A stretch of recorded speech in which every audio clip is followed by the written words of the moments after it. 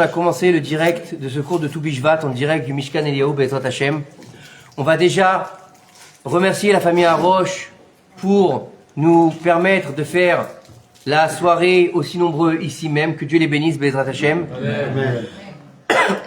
Et on va bénir tout le cas qui est là ce soir, que Be'ezrat Hashem HaKadosh Baruch Hu vous comble de bienfaits, comme tous ces beaux fruits qu'on avait sur les tables Baruch Hashem.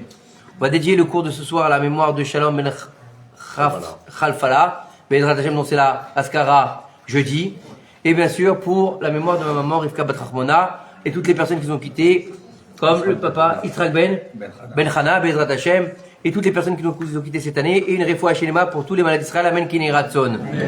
Alors, ce soir est un soir particulier. On a l'habitude, à Tou Bishvat, de manger des fruits et de faire une belle table, de faire une belle séouda. Mais tout ça, ça veut dire quoi? À quoi ça sert? Est-ce que le but de cette soirée et de ce lendemain où on fait pas tachanonim, c'est juste de manger des fruits?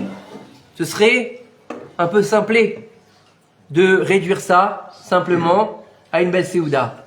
Déjà, il faut savoir qu'est-ce qu'on peut apprendre de Tou Bishvat. Aujourd'hui, en 2026 de l'ère vulgaire, on est dans une époque particulière. On est dans une époque qu'on appelle l'époque moderne. Aujourd'hui, les gens, ils pensent pas aux fruits, ils pensent pas à le travail qu'il y a derrière. Aujourd'hui, tout va très vite.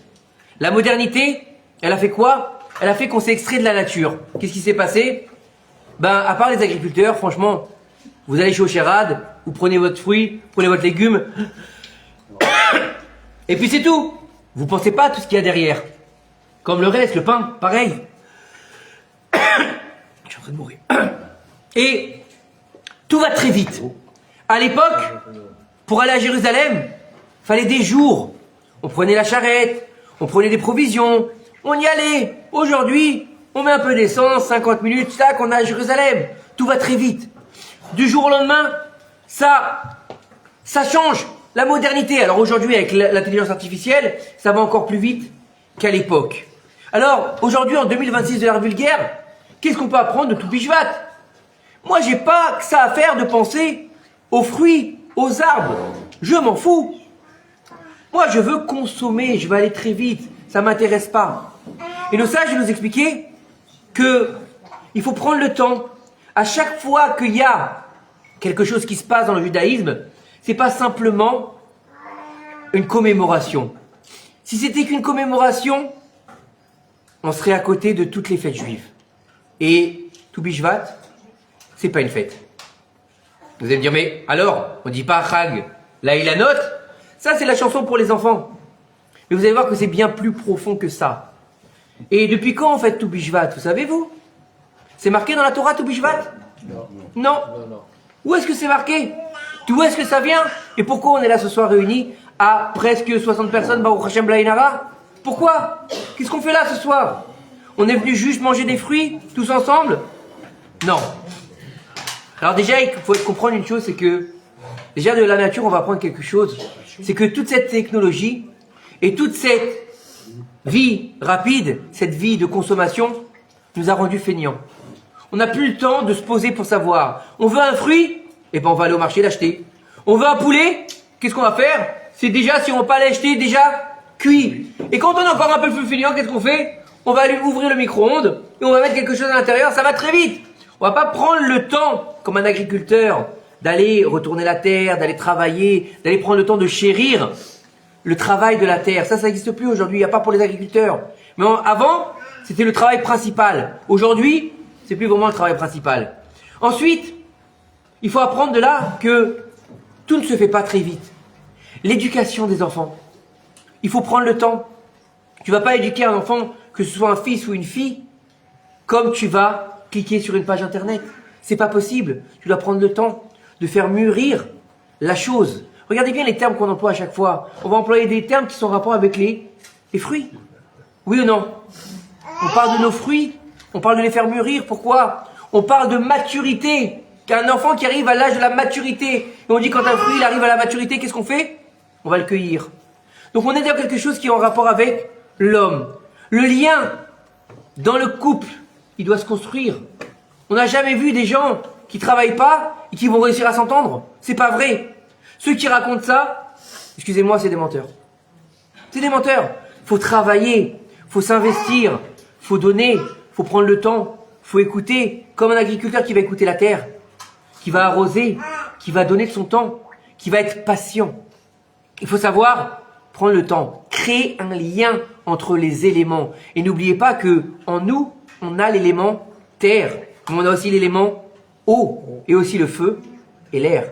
Tous les éléments qui sont nécessaires à l'épanouissement des fruits. Et on va aussi avoir la patience de l'agriculteur. Vous avez déjà vu un agriculteur qui va planter du blé, et le lendemain il se lève et il va faire sa récolte? Non, en général c'est pas comme ça que ça se passe. Il va d'abord retourner la terre, il va prendre le temps de la travailler, ensuite il va planter, il va choisir, il va semer, puis après il va encore l'arroser, il va prier. Combien il va prier l'agriculteur pour qu'il y ait une bonne récolte?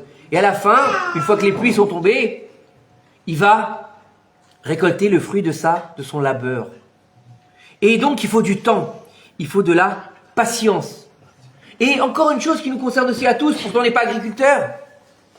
Mais on n'arrête pas de le dire tous les jours. La Géoula. La Géoula. On a lu dans la paracha de Vayechi. Yaakov Avinu voulait révéler à ses enfants la Géoula. Et la présence divine, elle s'est enfuie. Pourquoi? Parce qu'elle était très loin, la Géoula. On attend tous les jours, on doit avoir la patience de dire quand est-ce qu'il va venir le Mashiach. Est-ce que je vais avoir le mérite de le voir? Combien de nos entraînes, ils ont dit, on va attendre le Mashiach, et malheureusement, ils sont partis de ce monde avant. Donc il faut être patient. La Géoula ne va pas se faire du jour au lendemain. Elle est dans un processus de dévoilement, comme on est en train de le vivre depuis quelques temps maintenant. Et donc, il faut apprendre de la nature à savoir prendre le temps, savoir s'investir, savoir travailler, savoir écouter et savoir comprendre. Parce que on ne peut pas faire pousser quelque chose si on ne fait pas les bonnes choses. On ne peut pas donner les moyens de faire une éducation si on ne va pas s'investir dans l'éducation de ses enfants. On ne peut pas avoir un couple baril si on ne s'investit pas dans son couple. On ne va pas pouvoir vivre, même au niveau du travail, si on ne s'investit pas. Vous imaginez un type qui arrive au travail et tous les jours il glande? Et bien au bout d'un moment, son patron il va le prendre, il va le jeter. Oui ou non? Parce qu'il faut travailler. Il faut faire son labeur, justement. Et ça, c'est ce qu'on peut apprendre de la terre. C'est ce qu'on peut apprendre de tout Bishvat. Mais ça, on va dire, c'est notre côté un petit peu humain, le côté matériel de la chose. C'est-à-dire, c'est tachles. Vous connaissez le mot tachles? Tachles, c'est-à-dire que c'est ce qu'on doit faire. Voilà, on a un truc, on va le faire. Ça, c'est bien. C'est dans la asiya, l'action, dans le monde dans lequel on vit. N'oubliez pas qu'on habite dans un monde qui s'appelle Olam HaAsiya, le monde de l'action. On n'est pas là pour être des penseurs. On est là pour être des faiseurs. C'est-à-dire qu'on doit activer les choses. On ne doit pas attendre. On ne doit pas procrastiner. On ne doit pas se laisser porter par les choses. On doit être les acteurs de notre vie, les acteurs de la délivrance, les acteurs de notre travail de la terre. Et n'oubliez pas une chose, c'est que Dieu nous a mis sur la terre. Et le premier homme, il s'appelait comment? Adam. Il venait d'où? De Adama. C'est-à-dire que l'essence même de l'homme, c'est la terre. Car il est écrit dans Bereshit, et de la terre tu as été tiré, de la terre tu retourneras. On traduit ça par de la poussière. C'est pas de la poussière, c'est de la terre. Et, excusez-moi de vous dire ça, mais à la fin, c'est toujours elle qui gagne. C'est toujours la terre qui gagne. Donc il faut la respecter. Et ça, c'est la première chose. Maintenant, on va aller un peu plus profond dans le Inyan. Au niveau de la Kabbalah, nos sages nous disent depuis quand on fait tout Bishvat, comme on l'a fêté ce soir. De faire une belle table, de mettre des fruits, Baruch Hashem, plein de couleurs, plein de lumière, plein de mets savoureux. Depuis quand? Et nos sages nous dire depuis que la Kabbalah a été et réapparue sur terre. À partir de Rabbi Yitzhak Luria, Zichrono Livracha. Rabbi Yitzhak Luria, pour ceux qui ne le connaissent pas, c'est le Hari Akadosh, le Harizal. D'accord? C'est le Hari qui a été là pour suivre les pas de Rabbi Shimon Bar Yochai, et il va dévoiler la Kabbalah à un niveau beaucoup plus public, on va dire. Combien de temps? Accessible, merci. Il y a à peu près 400 ans, un peu plus de 400 ans. D'accord? Donc c'est pas très longtemps. Et Rabbi Yitzhak Luria, c'est lui qui a défini qu'il fallait faire tout Bishvat comme on le fait aujourd'hui. Donc ce qu'on est en train de faire aujourd'hui, c'est Maaseh Kabbalah. Maintenant, c'est quoi la Kabbalah? C'est encore autre chose. La Kabbalah, on l'a déjà expliqué au cours. Faut arrêter de croire qu'un Mekoubal, c'est un type qui fait des incantations et qui fait des miracles. Ça s'appelle un magicien. D'accord? Un Mekoubal, comme on l'a expliqué plusieurs fois au cours du Shabbat, c'est quelqu'un qui est Mekabel. C'est quelqu'un qui reçoit. Mekoubal de l'Ekabel. C'est quelqu'un qui a fait développer, que ce soit un homme, même si c'est un homme, qui a développé son côté féminin. Puisque le côté féminin, je vous dis pas de la femme et l'homme, hein, le côté féminin de la personne, où Mekabel, il reçoit, et le côté masculin, il donne. Ok? Ça c'est pour le Inyan de la Kabbalah. Maintenant, si on regarde bien, c'est très bizarre ce qu'on a fait ce soir. On a mangé des fruits. On a mangé des fruits. Alors que, si on fait bien attention à tous les cours qu'on donne depuis maintenant 11 ans, Baruch Hashem, c'est ça 11 ans à peu près? Baruch Hashem, notamment le Shabbat, qu'est-ce qui revient souvent? La faute originelle. La faute originelle. Et la faute originelle, on va nous dire là-bas que c'est une faute qui est en rapport avec un fruit. Donc comment est-ce qu'aujourd'hui on peut manger un fruit alors que c'est le mot MAUX de tous nos problèmes qu'on a aujourd'hui? Si aujourd'hui on mange un fruit, on est en train de réitérer la faute originelle ou pas? C'est bizarre quand même. Si on a dit que la faute originelle était en rapport avec le fruit, pourquoi est-ce qu'à tout Bishvat, ce qu'on appelle Rosh Hashanah la Ilanot, le Rosh Hashanah des arbres, on va manger des fruits? On aurait peut-être dû manger des arbres. C'est une bonne question. Mais si on regarde bien dans le Bereshit, je vais vous dire quelque chose. Depuis que vous étudiez Bereshit, vous vous trompez. Il n'y a eu aucun fruit qui a été mangé. Aucun fruit. Mais pourtant j'ai lu, ils ont mangé des fruits de l'arbre défendu, c'était une pomme. Non, c'est pas vrai ça. C'est pas une pomme. La pomme, c'est Apple. D'accord? D'ailleurs, c'est une pomme croquée. C'est une pomme croquée Apple, ça représente le fruit défendu chez les chrétiens. Grâce à Dieu, on n'est pas chrétien. On est chez les juifs. Donc le Inyan, il est quoi? Qu'est-ce que c'est? Le Etzadat Tavara, le fruit de l'arbre de la connaissance du bien et du mal. Ça, c'est encore une autre question. Mais on va rentrer maintenant dans une question qui est beaucoup plus profonde. Écoutez bien. Le premier commandement que l'homme, il va recevoir. Je ne vous parle pas de la nature entière, l'homme. Le premier commandement de la Torah, c'est Perou urvu milu et haaretz. Faites des gosses et multipliez-vous. C'est le premier commandement, très bien. D'ailleurs, dans le Sefer de Bereshit, il n'y aura que 3 commandements. Faire des enfants, faire la Brit Mila, et ne pas manger le nerf sciatique. C'est tout. Et des Rabbanan, on aura le Troum de Shabbat. Mais ça, c'est encore une autre histoire. Ok? Maintenant, le premier commandement que l'homme il va recevoir, qui est une mitzvah sans être une mitzvah, puisqu'elle ne fait pas partie des 613 mitzvot, écoutez-moi bien, Dieu il a dit à l'homme, de tous les arbres du jardin, tu mangeras. Donc c'est une mitzvah positive ou négative? Positive, donc il faut manger de tous les arbres ou pas? Non. Est-ce qu'il faut manger de tous les arbres? Est-ce que je vous fais le texte en hébreu? Mikol, Haetz, Hagan, Tochal. Donc ça veut dire de tous les arbres du jardin, tu mangeras.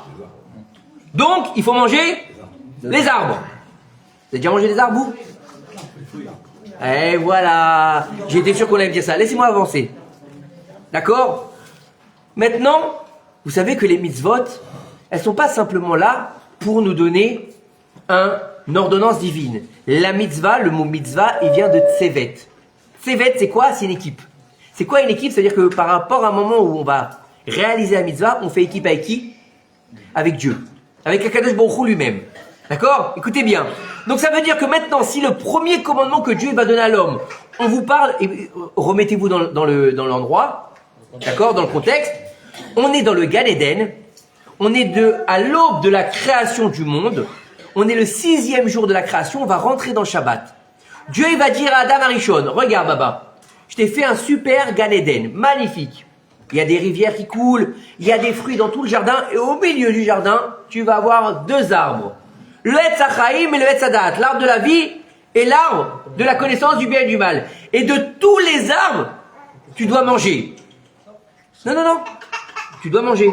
Pour l'instant, c'est ça. Donc l'idéal de l'homme, c'est quoi? Manger. Ça veut dire que nous, on pense qu'il faut manger pour vivre et pas vivre pour manger. Ben si, il faut vivre pour manger. Il faut vivre pour manger. Non, c'est la Torah. Vivre pour manger. À tel point qu'on va te dire que, écoutez bien, on va te dire que lorsque tu vas devoir manger un sacrifice au Beth Amikdash ou au Mishkan, tu dois le manger, ce sacrifice, lorsque tu es déjà rassasié. Ça veut dire que toi, tu vas manger avant, et après tu vas manger ton sacrifice. Mais il n'est plus faim. Ben oui, parce que si tu manges le sacrifice en état de faim, ben tu manges le sacrifice parce que tu fais plaisir à toi-même et pas à Dieu. Donc tu fais pas une ordonnance divine, donc tu vas être repu, et une fois que tu es repu, tu vas manger le sacrifice. Et là, tu auras réalisé l'ordonnance divine. Vous comprenez? Ça veut dire que l'idéal, c'est quoi?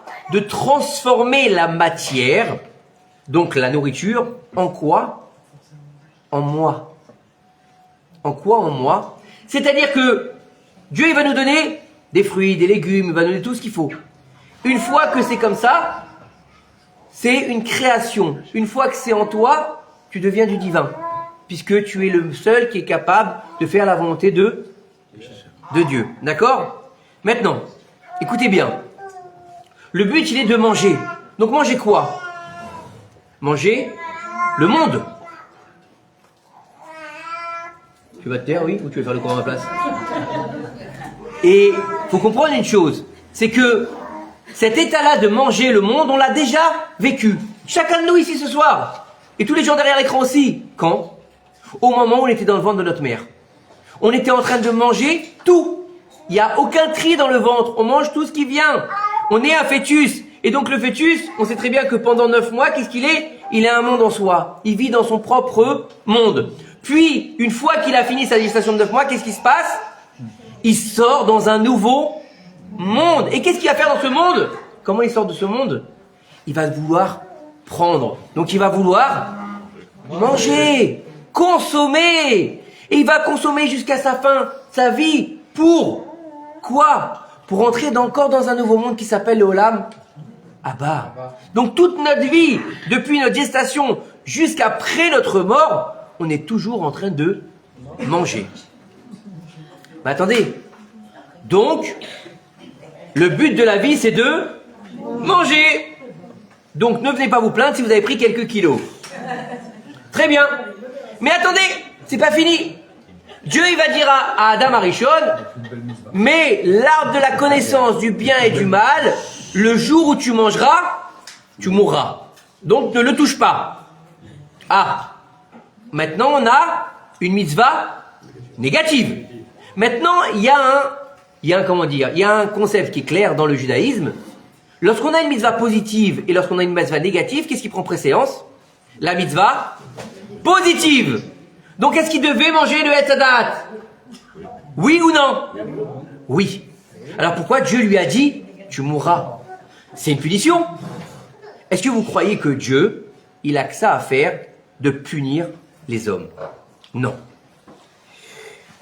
Le problème qu'il y a, c'est que dans chaque chose, je ne sais pas si vous avez fait attention, quand on a fait le Seder de Toubishvat, on a fait dans un Seder, dans l'ordre, dans un ordre bien défini.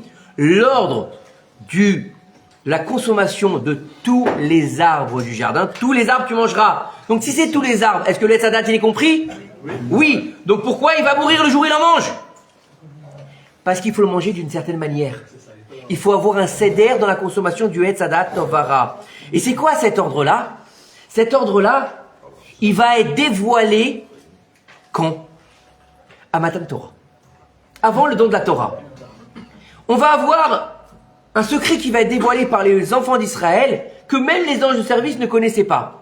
Ce secret-là, il s'appelle, tout le monde le connaît, en hébreu, Naase Venishma.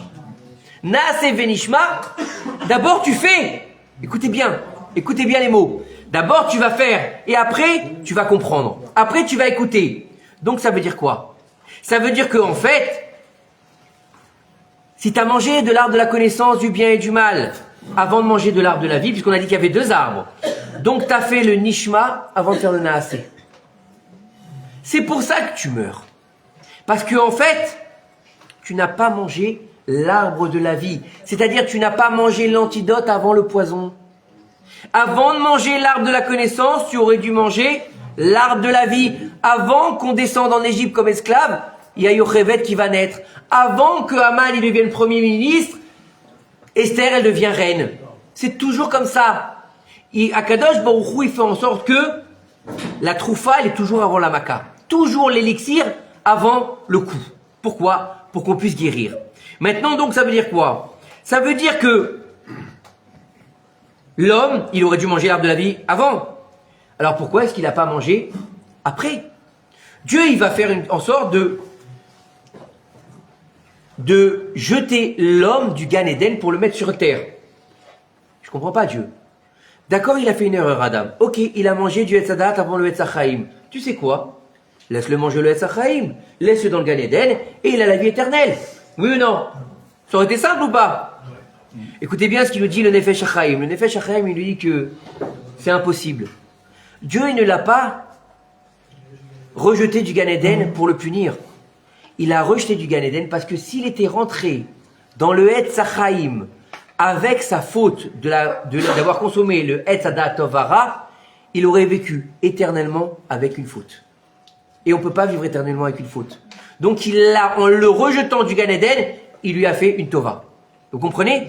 Donc on n'est pas dans la punition, on est dans la préservation. On est dans le fait que Dieu, il a protégé l'homme de ne pas vivre toute sa vie avec, n'oubliez pas c'est une vie éternelle, avec une faute. Donc maintenant il va devoir l'emmener sur quoi? Sur terre. Et là il va commencer ce qu'on appelle le tikkun. La restauration des mondes. L'homme et la femme, ils vont détruire le monde quelque part. Pourquoi? Parce qu'avant la faute de Etz Hadat, il n'y a pas de mort. La mort est une destruction, comme la nuit. N'oubliez pas ce qu'on a expliqué il y a quelque temps, que normalement, il devait faire jour tout le temps. Et donc le fait d'être dans l'obscurité, ça a fait quoi? Ça a fait que les mazikim, ils peuvent vivre librement. Et donc c'est une destruction, puisque le mazikim, les démons, les esprits, ils sont là pour quoi? Ils sont là pour nous nuire. Donc si c'est pour nous nuire, c'est pas une construction, c'est une destruction. Jusque là tout va bien? Vous me suivez ou pas? J'ai un peu de travers ce soir. C'est pas grave. On va la regarder comme ça le cours. D'accord? Maintenant. Ok, très bien. On a péché. Pourquoi on a péché? Vous étiez là, vous? La vérité, moi je me souviens pas être avec Adam à côté de lui. On m'a toujours appris, Adam il a fauté, oui ou non David? Oui. Et pourquoi? J'ai rien fait moi? Si Adam Arishon, il avait en lui toutes les âmes du peuple d'Israël. Donc est-ce que j'étais compris en lui? Oui. Mais non, c'est quoi cet arbre de Etz Hadat Tov Hara? C'est quoi? C'est quoi? C'est une pomme? C'est une poire? C'est un fruit du dragon? C'est un kiwi? C'est quoi? Alors écoutez bien. Alors il y a plusieurs déotes dans la Gemara qui vont nous dire que ça peut être le blé, le vin, la figue, d'accord? Et le hétrog. Attendez, on y va. Alors je vais vous expliquer pourquoi. Pourquoi le blé? Pourquoi le blé? Le blé, nos sages nous disent qu'à partir du moment où tu donnes du pain à un enfant, il commence à parler, donc il commence à avoir le date, donc il commence à savoir, il commence à connaître. Donc Etz Hadat Tov Hara. Le vin, pourquoi? Parce que toutes les sanctifications qui se font dans le peuple d'Israël, c'est avec le vin. Donc si on a désacralisé quelque chose, il faut le sanctifier avec quoi? Parce que tu l'as désacralisé, donc avec le vin. Donc on dit que Chava, le Midrash dit que Chava, elle a pris le raisin, elle l'a pressé, elle a donné le mitz à son mari, du jus de raisin ou du vin. Appelez-le comme vous voulez. Daniel, on fera ça après. Après. Et donc, on est dans on a dit de le raisin. Maintenant, pourquoi la figue? Alors, il y en a qui disent parce que la figue, c'est le fruit le plus difficile à vérifier. Et parce qu'ils se sont fait des tenues de figue. Et pourquoi la figue? Parce qu'ils se sont fait des tenues avec le fruit dont ils ont péché. Jusque là, tout va bien. Et quel rapport avec le hétrog maintenant? Un hétrog, qu'est-ce que c'est le hétrog? Le hétrog, ça s'appelle en français le cédra. Le cédra, celui qu'on va prendre à Soukot. Super. Écoutez bien, le seul fruit qui s'appelle dans la Torah péri, c'est pas la banane, c'est pas la pomme, c'est pas la poire, c'est pas le raisin, c'est le hétrog. C'est le seul Péri et Hadar. Il s'appelle comme ça? Où? Pas dans la Gemara, dans la Torah. Dans la Torah, il écrit comme ça. Donc ça veut dire que le seul qui s'appelle un fruit, c'est le hétrog. Très bien. Donc maintenant, on va rester sur la base du hétrog.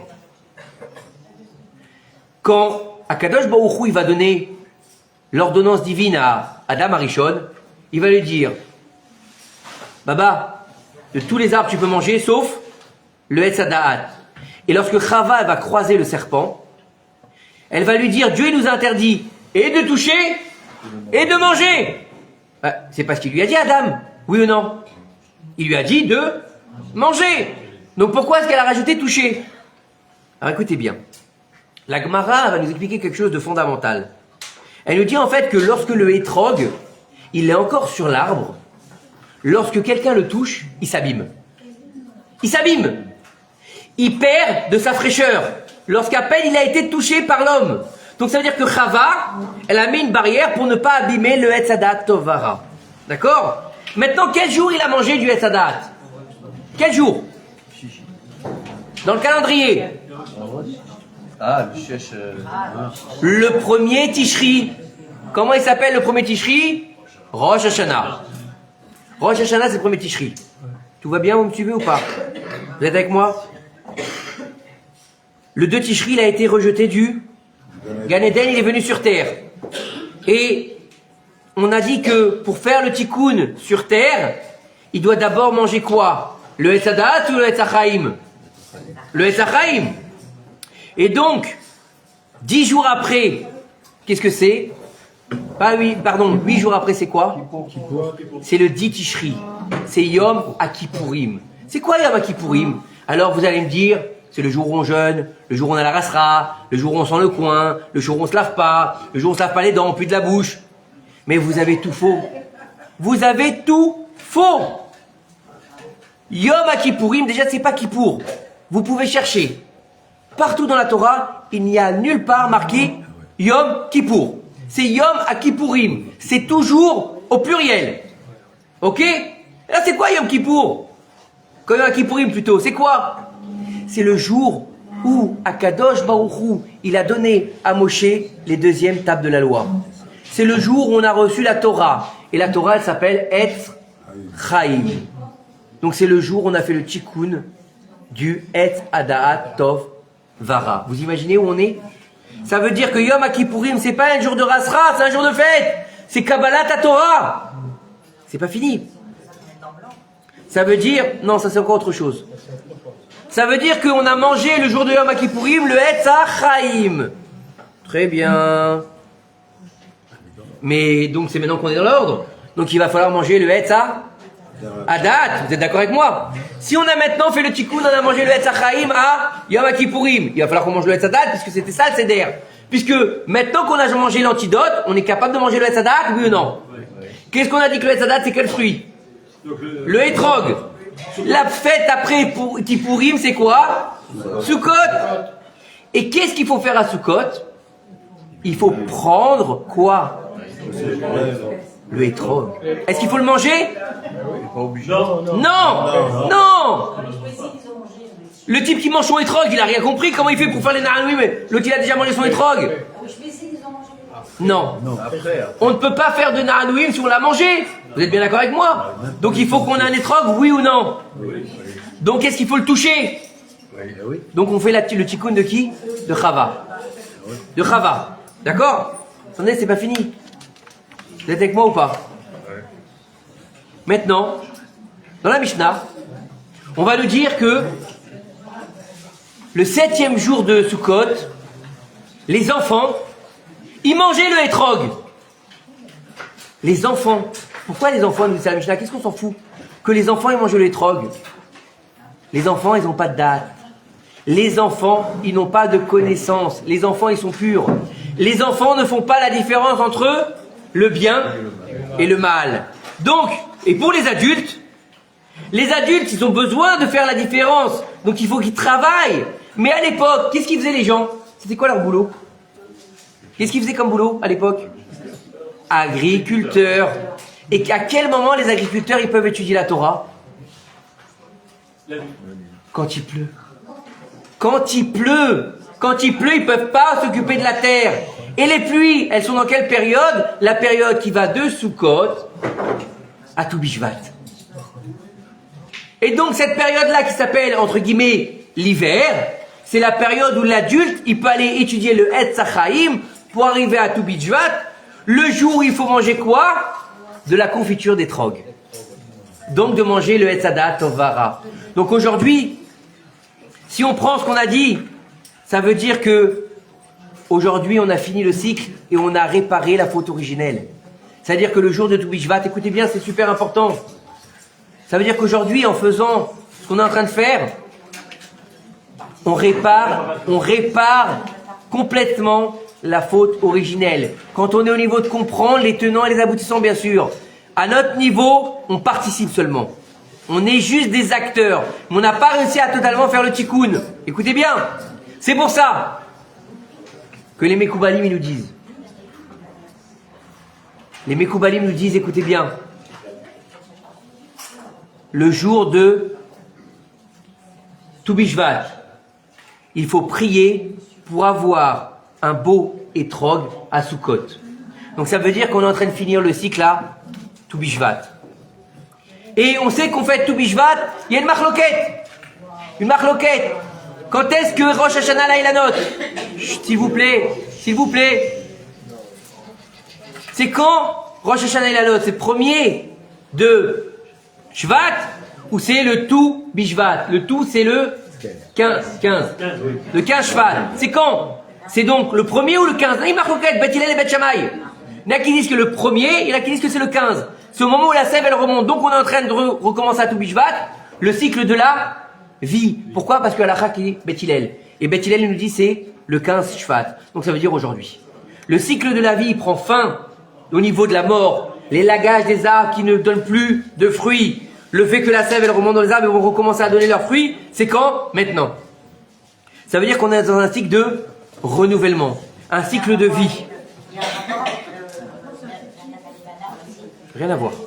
Rien à voir. S'il vous plaît. Je vous ai dit encore une fois, à ceux qui veulent parler, il n'y a pas de problème. Mais n'empêchez pas ceux qui veulent écouter, d'écouter le cours, s'il vous plaît. Donc Tou Bishvat, c'est un début de cycle de vie. C'est un renouveau. C'est le renouvellement de la vie. C'est le renouvellement de la sève. Et la sève, c'est quoi? Au niveau de l'homme, c'est le sang. C'est le renouveau de notre sang. Et le nous, malheureusement, c'est que malheureusement que celui qui a des problèmes de sang, que Dieu nous en préserve des dialyses, c'est pas simple.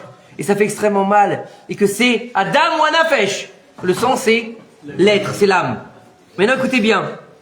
Le fruit, est-ce que c'est compliqué de manger un fruit? Le fruit, est-ce qu'il faut faire une shrita sur un fruit? Non. Est-ce qu'il faut tuer le fruit? Non, il ne faut pas le tuer. Le fruit, c'est simple. Le fruit, tu vas prendre.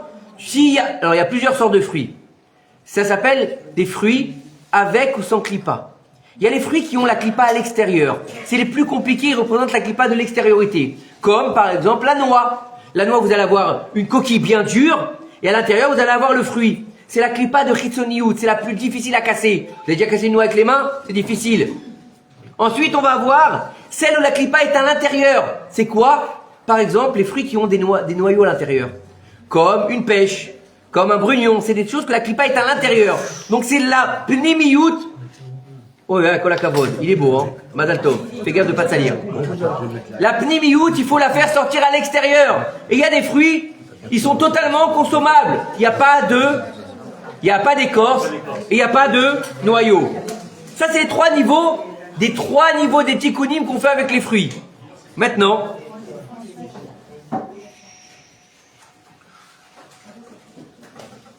si le fruit, c'est pas compliqué, on va le consommer à Tou Bishvat. Mais il y a un fruit qui est un peu plus compliqué qui s'appelle le fruit qui provient du fruit. En général, ce fruit qui provient du fruit s'appelle Geffen. Le Geffen, il est un peu plus compliqué. Et vous savez que dans chaque fête, on va avoir un temps donné. Et vous savez que dans chaque fête, 30 jours avant, on doit parler de la prochaine fête. Et la prochaine fête, à partir d'aujourd'hui, c'est Purim. Purim.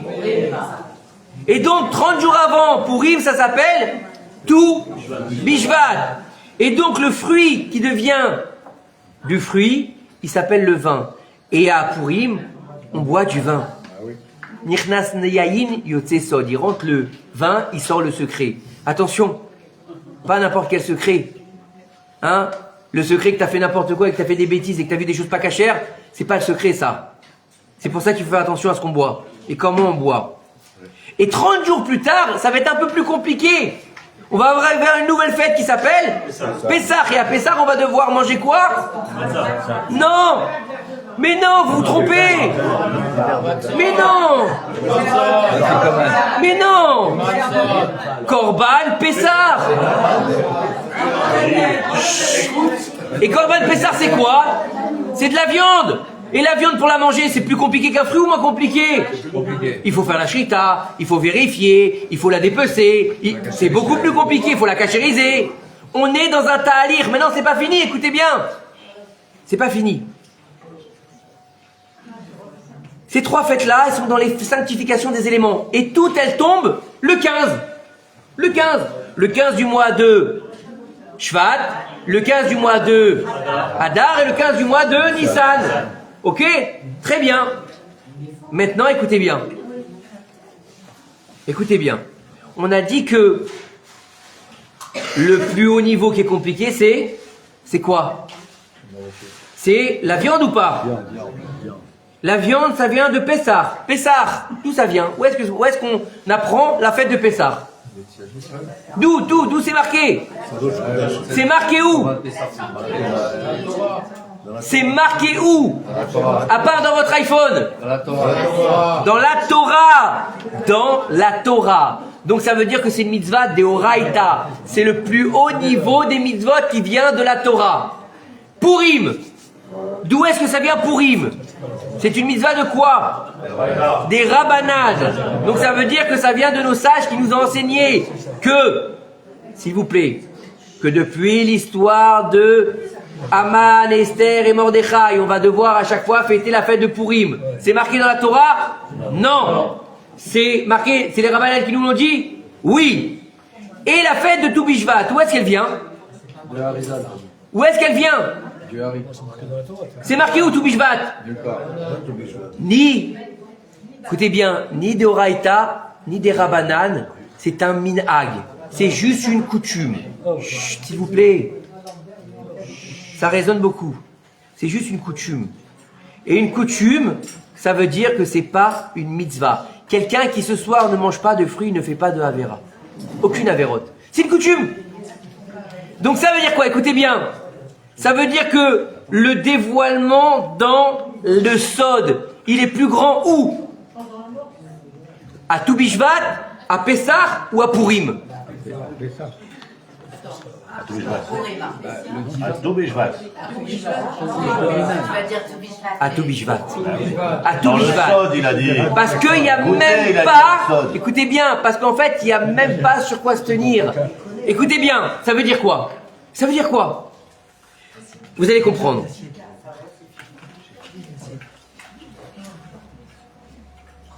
Plus le niveau il est bas, et plus tu peux être grand pour le dévoiler. Plus le niveau il est haut, plus c'est difficile à dévoiler.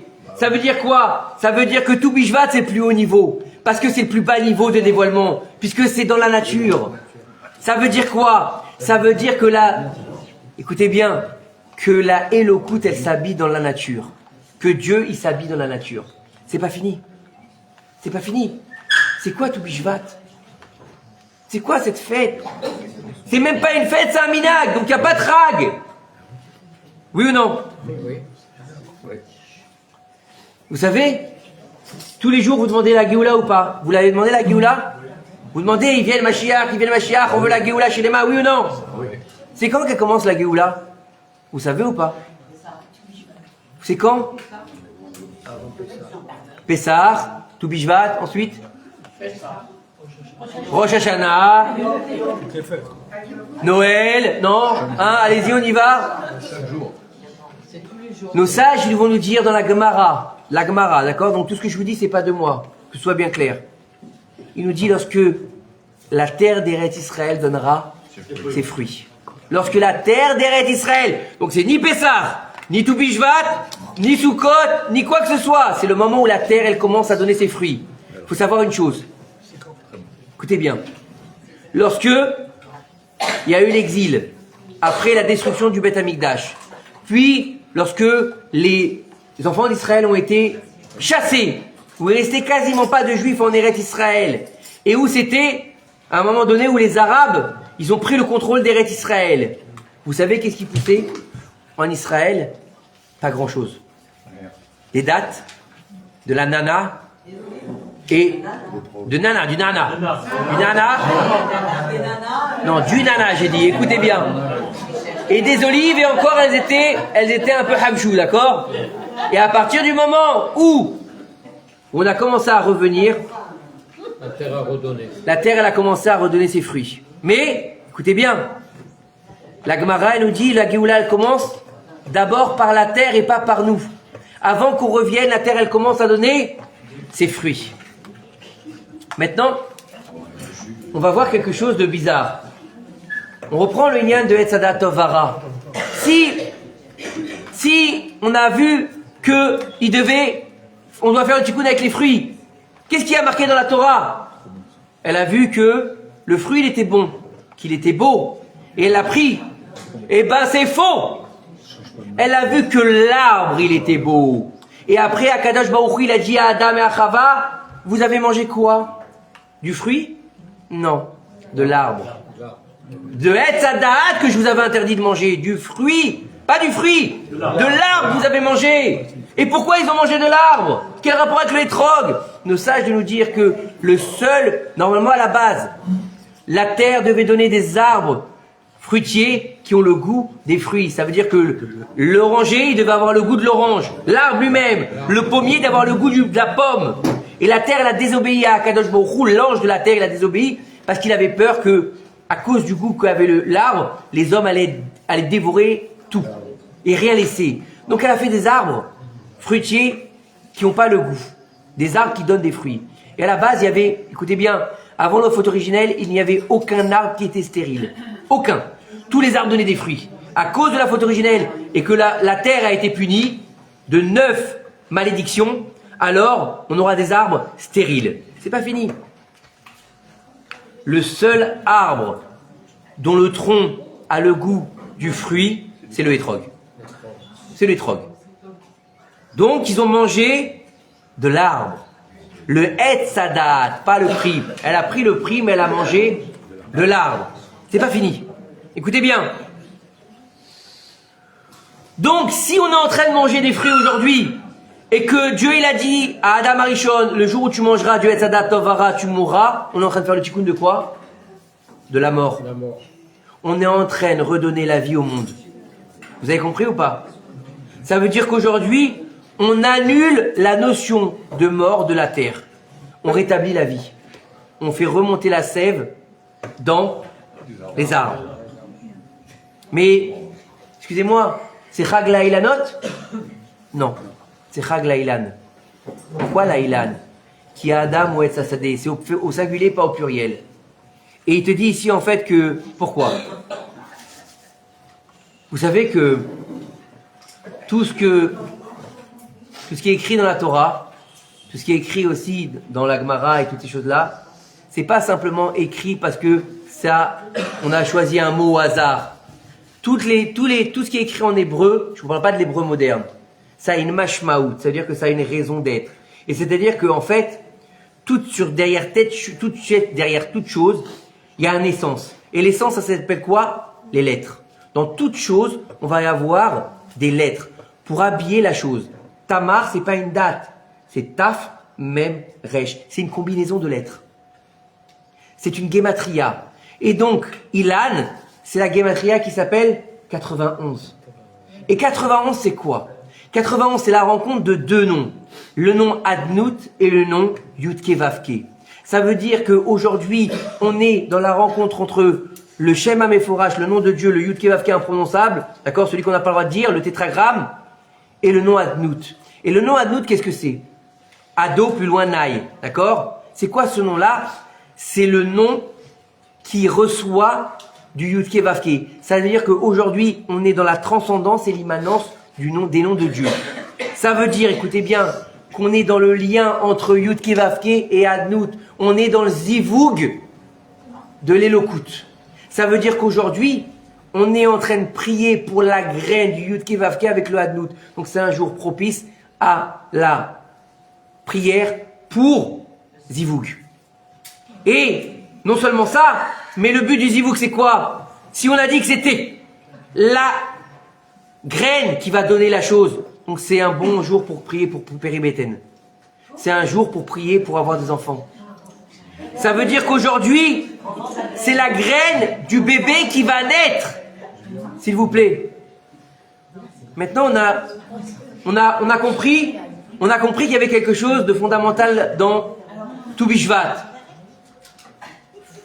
On a compris qu'il y a quelque chose de fondamental, aussi bien au niveau du Zivoug, mais n'oubliez pas que le Zivoug, ça doit être de la Elokut. Le Zivoug d'Elokim, c'est-à-dire que selon le Inyan de Akadosh Baruch Hu, passer dans la Hadnout, ça veut dire que quoi? Le Hadnout, il reçoit du Yud-Ke Vav-Ke. Il faut savoir recevoir. Mais il faut savoir aussi donner. Et si on ne donne pas, on ne peut pas recevoir. C'est pas fini. Ça veut dire que, en fait, aujourd'hui, il faut savoir voir Akadosh Baruch Hu dans la nature.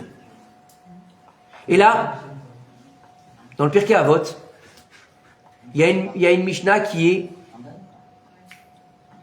très difficile. Une Mishnah qui est terrible. Terrible.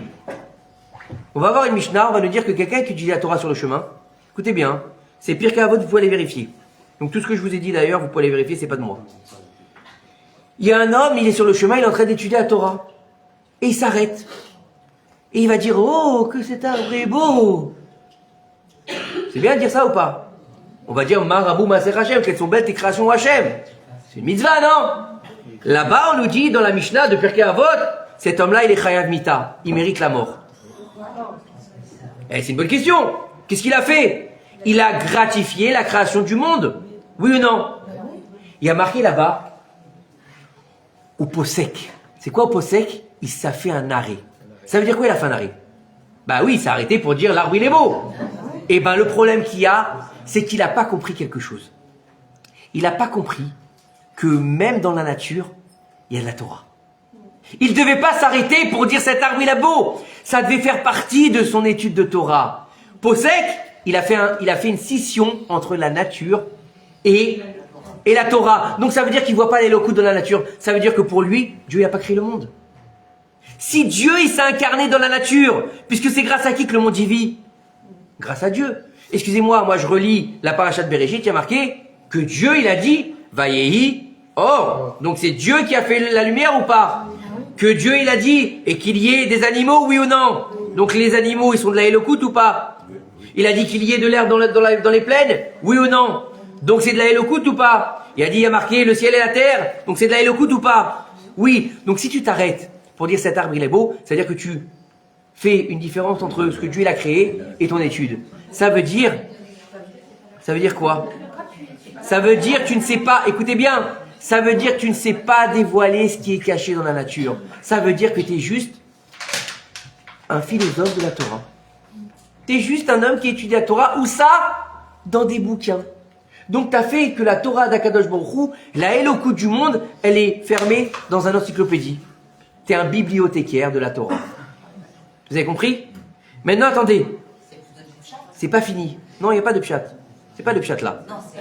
C'est beaucoup plus loin que le pshat. On est dans la Kabbalah là. On n'est pas dans du pshat. Il te dit ici donc, ça veut dire quoi? Ça veut dire que dans ces fruits que Dieu nous a donnés, et on parle de quoi? De quels fruits? On a parlé des 7 fruits d'Eretz Israël. Oui, vous vous rappelez ou pas? On fait les brachot sur les 7 fruits d'Eretz Israël. Et les lois qui sont en rapport avec l'agriculture, elles ont lieu où? En Israël ou en Chutz La'aretz? Est-ce qu'on doit faire la Shemitah en Chutz La'aretz? Est-ce qu'on doit faire les Maaserot et les Trumot? Non. Donc c'est que quelque chose qui est en rapport avec quoi? La terre d'Eretz Israël. Donc c'est en rapport avec le dévoilement du Mashiach. Au moment où la terre elle donnera ses fruits, donc il commencera la Géoula. Donc le fait de faire les Trumot et les Masrot, le fait de manger des fruits d'Eretz Israël, ça s'appelle la Géoula. C'est pas fini. Mais non, c'est pas fini encore. Ça veut dire que il faut habiller Dieu dans tous les niveaux de la terre. Vous savez tous que il y a plusieurs niveaux.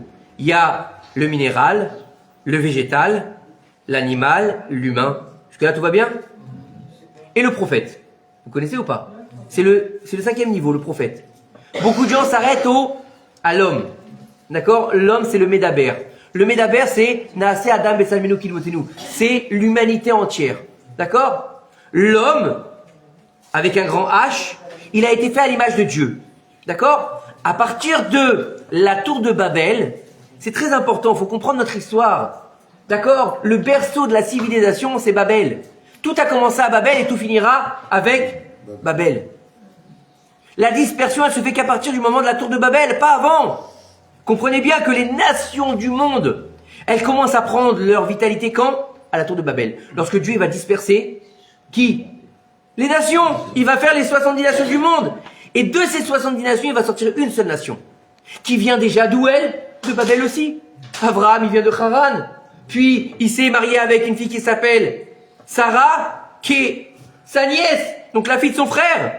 Et il va prendre avec lui son neveu aussi, son beau-frère. D'accord? Et là-bas, ils vont se marier entre eux pour donner le Mashiach, puisque l'arrière petit-fils de Abraham, il va épouser l'arrière petite-fille de Lot, qui s'appelle Boaz d'un côté et qui s'appelle Ruth de l'autre côté. Ça s'appelle Mashiach. Mashiach ben David. Jusque-là, tout va bien? Donc ils viennent encore du même endroit. Et Rivka, elle vient d'où? Du même endroit. Abraham, il a dit à son serviteur Eliezer, ne la prends pas ici, hein. Va la chercher à Babel. Et on a été exilé où la première fois? À Babel. Donc on vient tous de... Donc on fait qu'on finisse tout le tikkun avec... Vous comprenez pourquoi ça se passe comme ça aujourd'hui? C'est pas fini. C'est pas fini.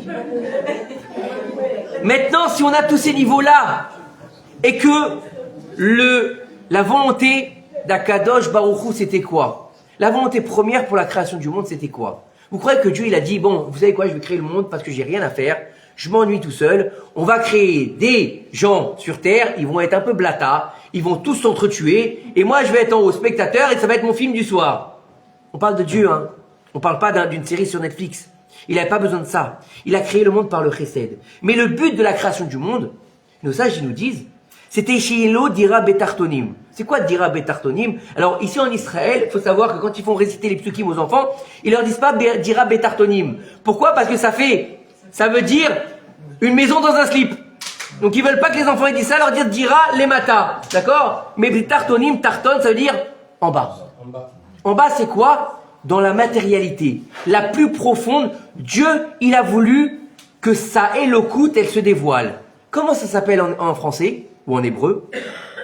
Le plus bas niveau, c'est quoi? C'est lequel? On l'a dit tout à l'heure. Le plus bas niveau de la création, il s'appelle minéral. Donnez-moi un exemple de minéral, s'il vous plaît. Une pierre. J'aime bien la pierre. On va rester sur la pierre. La pierre. Dieu, il va demander au Bnei Israël, faites-moi une maison en pierre. Et dans cette maison en pierre, je résiderai parmi vous. Ça s'appelle le Bet Amikdash. Est-ce que dans le Bet Amikdash, il y avait de la Elokut? Oui. Est-ce qu'il y avait la présence divine? Oui. Où ça? Dans la pierre. Dans le plus bas niveau de la matérialité de ce monde. Pas dans les cieux, ici. Maintenant, tu dois dévoiler le Inyan du Mashiach dans les fruits d'Eret Israël. C'est où les fruits d'Eret Israël? C'est quoi? C'est le végétal. Et le Rav Kook, alav Shalom, premier grand rabbin d'Israël, qui aimait la terre d'Israël plus que tout au monde, il a défini que, en fait, à partir du moment où tu rentres en Eret Israël, tu dois vivre la Elokut dans la terre. Tu deviens l'arbre de cette terre. Donc ça veut dire que tu t'imprègnes de la terre pour vivre ta Torah. Ça veut dire lorsque tu manges un fruit d'Eret Israël, tu manges un Dvar Torah. Un Dvar Torah. Lorsque tu t'enracines dans la terre, tu fais partie du dévoilement du divin sur ta terre. Tu fais exactement ce pourquoi les explorateurs, le contraire de ce pourquoi les explorateurs, ils ont été punis. Moshe, Il a dit, on va rentrer en Israël. Ils lui ont dit, le peuple, non, on veut pas, on veut d'abord envoyer des explorateurs. Moshe, il leur a donné plusieurs questions. Une des questions, il leur a dit, regardez s'il y a un arbre. Est-ce que Moshe, il est débile? Chas v'shalom. Il va leur demander, il y a un arbre en Eretz Israël. Est-ce qu'il y a un arbre? Est-ce qu'il y a des fruits? Mais Moshe, il est pas sénile quand même. Je veux dire, on va dans un peuple où Dieu lui dit, je te vais t'envoyer dans un peuple dans un pays où coule le lait et le miel. Il va demander s'il y a des arbres et des fruits. Vous imaginez? C'est comme si tu rentres dans une usine de, je sais pas moi, tu rentres dans une usine de fromage, dis, est-ce qu'il y a du fromage? On va dire non, ici on vend du shampoing. Vous comprenez? C'est pas normal. C'est quoi cette histoire de Hetz? Il demande s'il y a un tzaddik. Est-ce qu'il y a des fruits? Est-ce qu'elle donne ses fruits? Est-ce qu'elle est prête à nous recevoir? Est-ce qu'on est dans la Géoula? Tout est sous-entendu. Moshe, il n'est pas fou. Loin de la Chas v'Shalom, c'est le plus grand de tous les prophètes. Et les explorateurs, il leur dit, Moshe, vous allez rentrer, voir si la terre elle est prête à nous accueillir pour devenir quoi?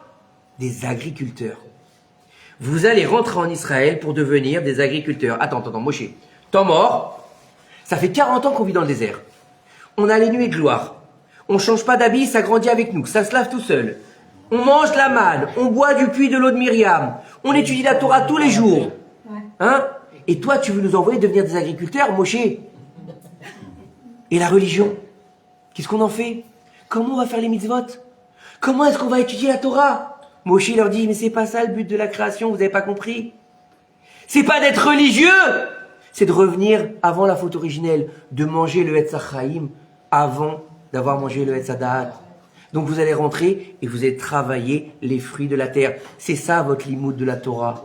Vous allez extraire le Dvar Torah de la terre et plus des livres. Vous avez compris? Ça veut dire quoi? Ça veut dire que aujourd'hui, on est en train de faire le tikkun des explorateurs. On est en train d'être plus haut que Moshe Rabbeinu, disent nos sages. Lui, il n'a pas eu le mérite de rentrer en Israël, nous, oui. Alors c'est vrai que le Mashiach, il n'est pas encore venu. Et où est ce Mashiach? Il est où? Où est-ce qu'il est? Si on a dit que la Géoula a commencé, à Tou Bishvat, donc quand elle va donner ses fruits, quand la sève elle va commencer à se remonter à Tou Bishvat selon Beth Hillel, il est où le Mashiach? Comment il s'appelle le Mashiach? Vous allez me dire, il s'appelle Mashiach. Hein? C'est bien, il s'appelle Mashiach. Le Mashiach, il s'appelle Tzemach. Et Tzemach, et Tzemach David Abdecha. Et voici la plantation de David, ton serviteur. Tzemach, c'est une plante qui pousse. Tzomeach, ça pousse. Ça veut dire quoi? Ça veut dire que le Mashiach, il est en train de pousser. Où? Sur la terre d'Israël. Le Mashiach, il va se dévoiler d'abord en Israël.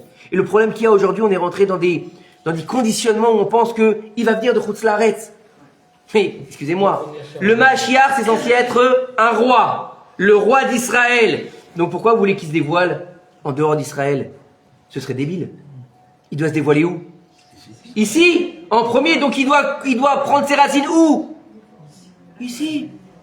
Vous avez compris? Ça veut dire que le tikkun de la fin des temps, il s'appelle Mashiach. C'est ça le Mashiach. Le problème qu'il y a, nous, c'est on nous a fait un Mashiach. C'est un vieux monsieur sur un âne qui va venir et qui va dire « Oh les enfants, je vais vous libérer !» Mais non, c'est pas ça le Mashiach. Faut arrêter de voir le Mashiach comme une espèce de Père Noël.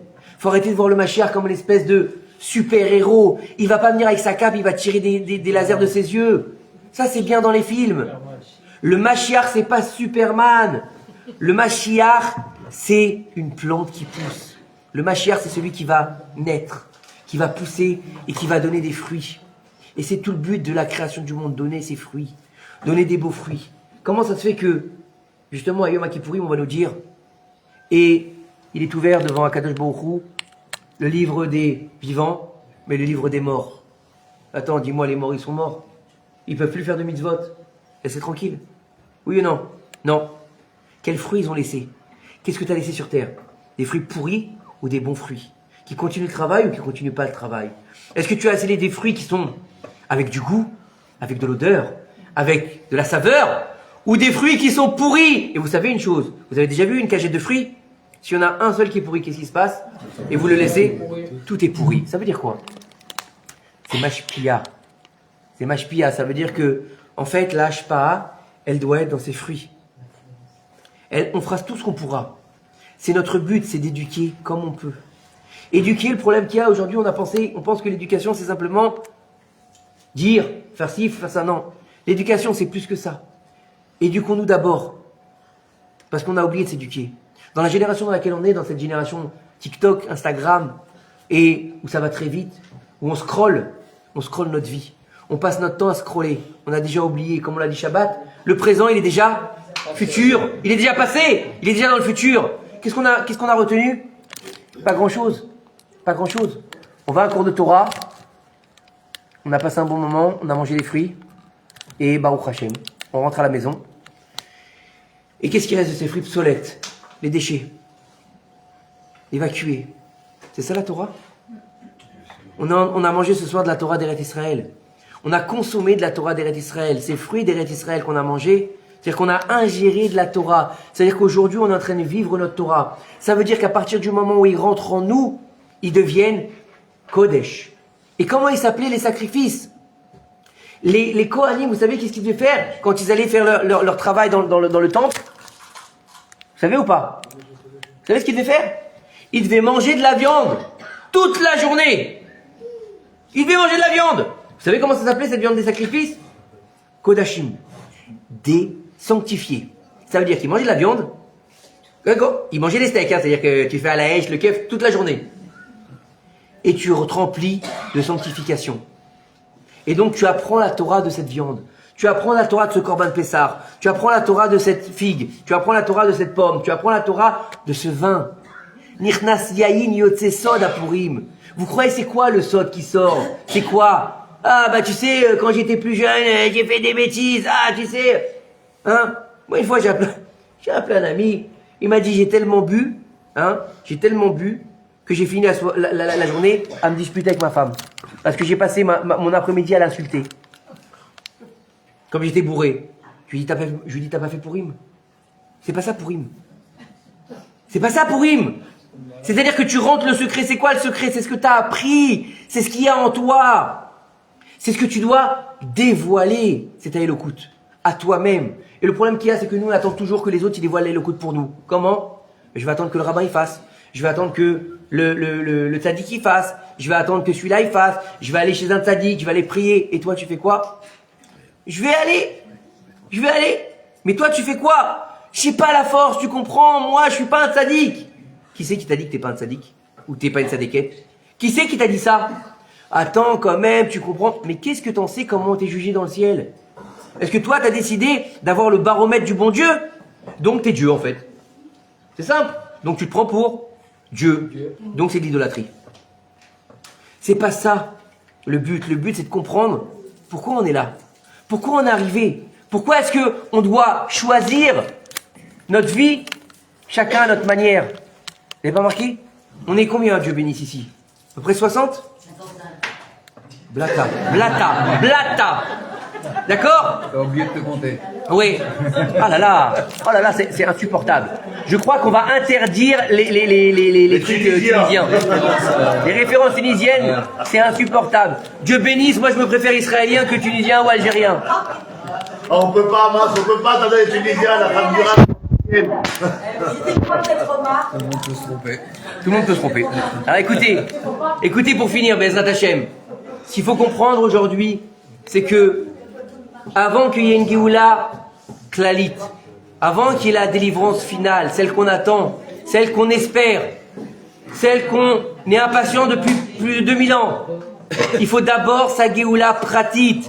D'abord sors de ton exil, sors de ton Égypte, après essaie de faire venir le Mashiach.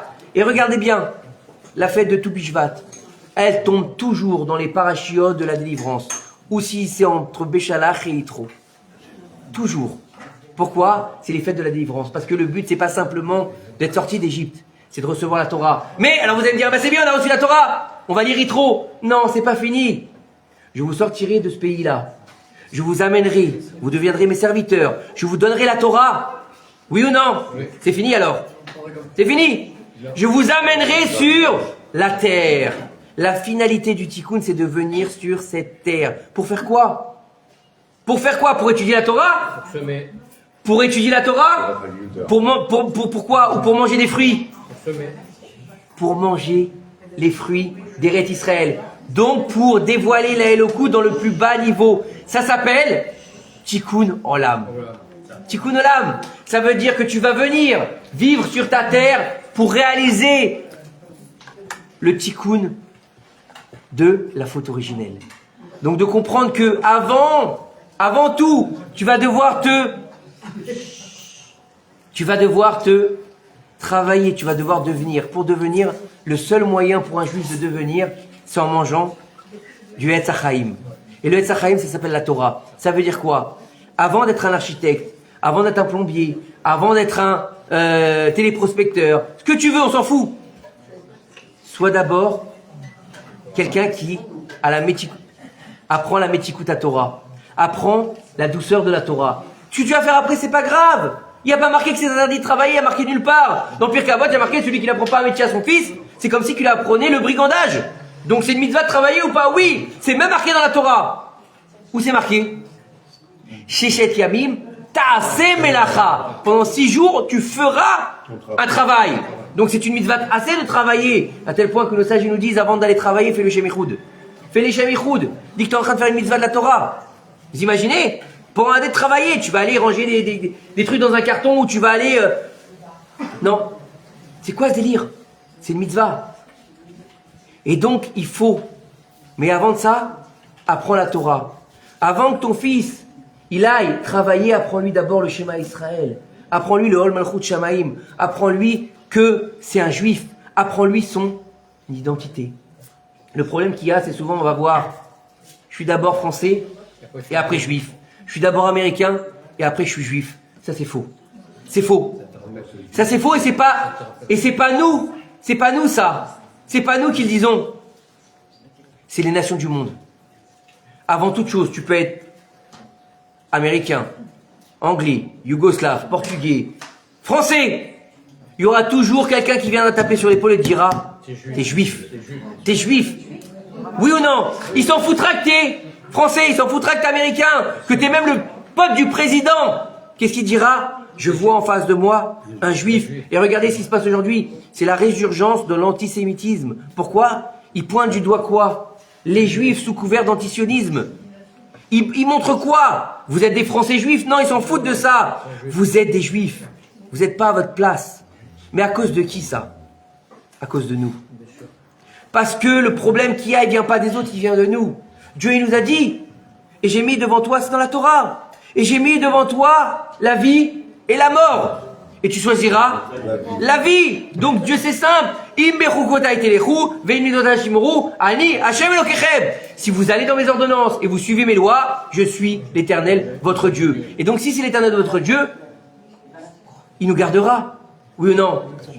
Donc ça veut dire quoi? Ça veut dire que tout ça, ça dépend de nous. Tout ça, ça dépend d'arriver à faire libérer la Elokut qui est en nous. Par quel travail? Par le travail qu'on a fait ce soir, Be'ezrat Hashem, en arrivant à transformer et transcender la Elokut qui est en nous, justement en Dvar Torah. Et d'arrêter de laisser la Torah dans les livres, dans les armoires, dans les bibliothèques, et de vivre, pas en tant que religieux, en tant que juif. En tant que Ben Israël, que Bat Israël. La Bat Israël, le problème qu'il y a, c'est que souvent, moi j'entends, Mechila, ça me dérange. Si vous voulez connaître l'importance de la femme juive, bah Eshet Raïl, hein. Moi j'ai jamais vu un mec que sa femme lui chante une louange, ça n'existe pas. Derrière un grand homme, il y a toujours une grande femme. Moi j'ai jamais entendu l'inverse, excusez-moi. Isha banta beta, Isha oreset. Une femme est construite, une femme est détruite. C'est pas moi, c'est la Gemara. D'accord? La femme elle a une responsabilité, oui. Des femmes qui ont fait sortir le peuple d'Israël de l'Égypte, à la fin des temps, ce seront les femmes juives qui sortiront les bénis d'Israël de l'exil. C'est la responsabilité des femmes juives, pas moi. D'accord? Ça, c'est la Bat Israël. C'est la maison. Bat, c'est Baït. Et les hommes, ils ont quoi comme responsabilité? D'arrêter d'être religieux. D'arrêter de scléroser la Torah à une religion. De dire je suis un religieux. Parce qu'une religion, c'est créé par les hommes. Alors que la Torah, elle est divine.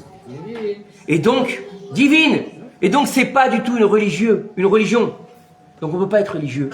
On peut être ce qu'on doit être. Akadosh Baruch Hu nous a sortis d'Égypte pour être Eved, Avadim, des esclaves. Vous allez dire, mais attends, moi j'ai pas envie d'être un esclave, c'est dégueulasse d'être un esclave, c'est péjoratif.